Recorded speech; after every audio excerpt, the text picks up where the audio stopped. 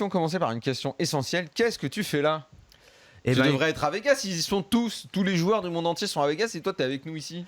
Ouais, bah en fait moi Vegas, c'est vrai que c'est un endroit qui est un petit peu dangereux, un endroit où il y a pas mal de tentations, un endroit où on peut dépenser beaucoup d'argent. Du coup, toi, moi, t'es le genre à te laisser aller aux tentations, toi, non? ouais, Tu prends pas ça. il y a beaucoup de tentations, les strip clubs, les bons restos, et c'est Pierre, vrai que c'est difficile. il est dans une bataille constante contre les tentations, les dérives possibles. Et Las Vegas, le problème, c'est que c'est 24 heures sur 24, il n'y a pas d'horaire de fermeture, comme c'est le cas sur les autres tournois du circuit. Où ça finit toujours par fermer, où on peut un peu plus facilement se contrôler. Ça veut dire que tu n'arrives pas à t'imposer une discipline, ou est-ce que finalement tu ne te laisses pas aller volontairement? Non, mais c'est que des fois, quand tu arrives dans des endroits où il y a beaucoup de fun, il y a beaucoup d'extra poker, et justement, ces extra poker m'attirent aussi. Et du coup, c'est un peu difficile pour moi de me dire, bon, moi, je vais me lever à 10h pour aller jouer à $1000 après-demain, tu vois, ou demain, c'est un petit peu compliqué. Moundir, toi qui es déjà allé à Vegas, c'est quoi l'extra poker pour être concret? Extra poker, d'abord ils te mettent de l'oxygène dans le casino, donc pour fermer l'œil c'est juste pratiquement impossible. Ouais, ça te rend euphorique et t'as envie de jouer plus. Racontez-moi ça, c'est quoi? C'est genre un petit peu comme au McDo quand ils mettent le produit pour que tu sois addict et que tu reviennes? En quelque sorte, ouais, on peut dire ça. C'est le côté drogue du marketing. Oui, non, mais c'est ça, quand tu es dans le casino même et que tu joues, tu n'as pas cette sensation de fatigue, au contraire, on dirait que tu es super joyeux et pour le coup, ça t'incite à jouer, tu vois. Et puis ça clignote de partout, tu vas aux toilettes, il y a des machines à sous, tu vas dans un taxi, tu as même les petites machines à sous dans le taxi. Enfin, c'est vraiment, pour avoir une ligne de conduite, pour celui qui est un peu fragile, ça risquerait d'être très difficile. Donc pour le coup, effectivement, c'est un peu le Disneyland pour adultes. Ouais, et puis on sait pas vraiment s'il fait jour, on sait pas s'il fait nuit, ça se confond, les journées durent plus longtemps du coup, et puis on trouve toutes les tentations à toute heure.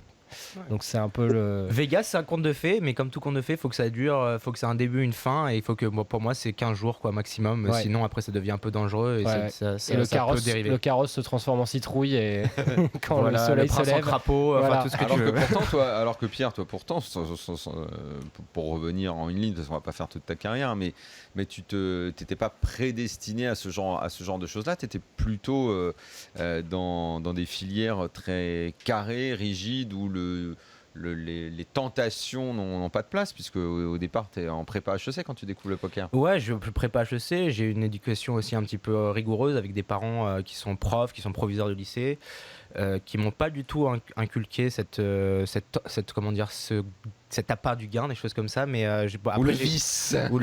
Mais après, je pense que comme j'ai grandi dans le milieu de la bourgeoisie de province, si tu veux, cette espèce d'idée d'ascension et de gagner de l'argent était très présent chez moi, un peu comme on peut retrouver chez certains personnages de Balzac, par exemple, tu vois. Et du coup, ça m'a vraiment marqué. Et voilà, donc j'ai réalisé ça à travers le poker, et j'ai pu monter de l'argent à travers voilà, en jouant aux cartes, et c'était en plus ma passion, donc c'est vrai que ça m'a plutôt bien réussi jusqu'ici. Pas mal ça quand même, comme petite histoire. Oui, donc là en fait, si tu n'es pas parti tout de suite, c'est d'abord parce que tu voulais un petit peu résister à tout ça, et également parce que certains disent qu'en ce moment les temps sont un petit peu durs pour toi, ou comment ça s'est passé ces derniers temps? En fait, moi j'ai... Cet aspect par contre de gestion de la bankroll est quelque chose qui m'ennuie profondément. Je m'amuse beaucoup plus si j'ai beaucoup d'argent, beaucoup de mon argent posé sur la table. Si j'avais 10 millions, demain je ferais un tournoi à 10 000, ça m'amuserait limite pas, quoi. Moi ce que j'aime bien c'est ressentir cette adrénaline, ressentir ce danger. C'est quelque chose qui... Mais quoi, ça te bouffe à l'intérieur? C'est comme un feu où t'as envie, il faut que tu sois un petit peu en danger?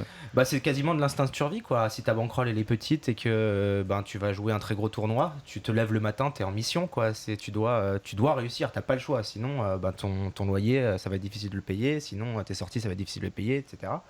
Et moi, voilà, c'est cet aspect de gestion de bankroll, de monter lentement son capital, c'est un truc qui m'ennuie profondément et que je trouve sans grand intérêt. Et c'est bien parce que je crois que je suis la seule voix qui dit ça parmi tous ceux qui disent de jouer 0,5% non, mais de ta bankroll. T'es une personnalité quand même qui est différente par rapport à beaucoup de joueurs là-dessus, où on parle toujours de modération, de faire attention, de dépenser l'argent que tu es capable de perdre. D'ailleurs, c'est le conseil qu'on doit toujours continuer à donner. Le conseil reste valable. Non, mais le conseil non seulement reste valable, mais c'est le conseil à donner. Après que toi, Pierre, qui sois joueur pro, qui a gagné beaucoup d'argent, qui j'imagine en a mis de côté pour être un petit peu tranquille et à l'abri, et qui a chacun a son histoire ensuite. Si tu as envie de vivre en brûlant parfois ou par instant la vie, c'est libre à toi. Après tout, tu es totalement libre de faire, de faire comme tu as envie. Disons que pour faire ces choix-là, vaut mieux avoir le niveau de Pierre au poker. Voilà. Disons que quand tu fais la fête, tu la fais pas à moitié, quoi.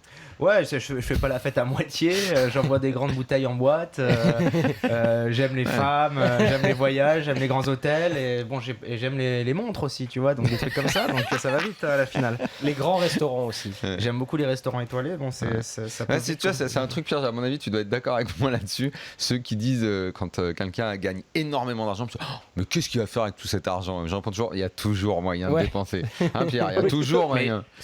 Justement là-dessus, Pierre, excuse-moi de t'interrompre, mais aujourd'hui, je pense que, en tout cas, je suis d'accord avec toi, mais maintenant que tu es dans une room et que tu as une image à véhiculer, que tu prends de l'âge aussi, est-ce qu'il n'est pas meilleur aujourd'hui un peu de changer ton fusil d'épaule et de se dire, bon, ok, je suis un très très gros joueur reconnu par toute la communauté, il est temps pour moi maintenant de capitaliser et de faire attention parce que les jours avancent, tu prends de l'âge et qu'au bout d'un moment, les gens aussi qui sont fans de toi aimeraient aussi, faut pas qu'ils prennent aussi l'exemple du fait que tu brûles tout en te bois ou tu arroses et tu aimes bien la vie. Je pense qu'aujourd'hui tu véhicules une super belle image et qu'il y a des gens qui te suivent et que tu as aussi quelque chose à donner. On voit tellement de cadavres dans le poker que aujourd'hui, avec le niveau que tu as, il serait temps, enfin moi c'est juste ma parole, mais c'est vrai que maintenant tu es un pro et comme dans tous les pros, dans n'importe quelle discipline, ils ont une image à véhiculer. Qu'est-ce que tu en penses ? Non, mais bien sûr, mais après, je prétends pas être un exemple pour qui que ce soit. Hein. C'est ma vie telle que je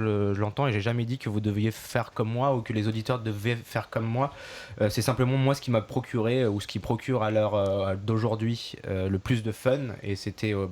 Après, je pense que le fait de rencontrer peut-être ma future femme, enfin, j'espère de rencontrer ma copine, etc., va peut-être me canaliser. Parce que ça, c'est sûr que c'est un truc qui dans le poker est un petit problématique parce qu'on rencontre très peu de filles, quoi. C'est un milieu qui est que masculin et on n'a pas de collègues, tu vois, par exemple, où on va se dire putain, je suis tombé amoureuse de ma collègue l'autre jour en allant au boulot, quoi. On n'a pas de relation au bureau. De toute façon, c'est mal vu dans les sociétés, ça, Pierrot. Ah ouais, c'est genre ça. Mais c'est vrai que c'est intéressant ce qu'il dit Moundir. Tu penses des fois à Pierre Calamusa à 40 ans, tu l'imagines, il ressemble à quoi? Justement, c'est ça qui est assez excitant, c'est qu'il peut être multimillionnaire, il peut être limite clodo, on ne sait pas ce qu'il va devenir et que tout est possible en fait, alors que rien n'est tracé et voilà, j'ai des possibilités, il va y avoir une part de chance, une part de discipline, une part de travail, etc. Mais voilà, j'ai toute ma vie à construire et j'aime bien cette idée-là encore à 28 ans. Tu crois à ta bonne étoile? Ouais. Je crois à ma bonne étoile et puis surtout j'ai une famille aussi qui est derrière moi. Je pourrais jamais finir complètement non plus à la rue, hein, mais oui, c'est un élément important, ça. Oui, c'est un élément important parce que si moi j'ai des potes qui font comme moi mais qui n'ont pas la famille derrière et là ça peut vraiment mal finir.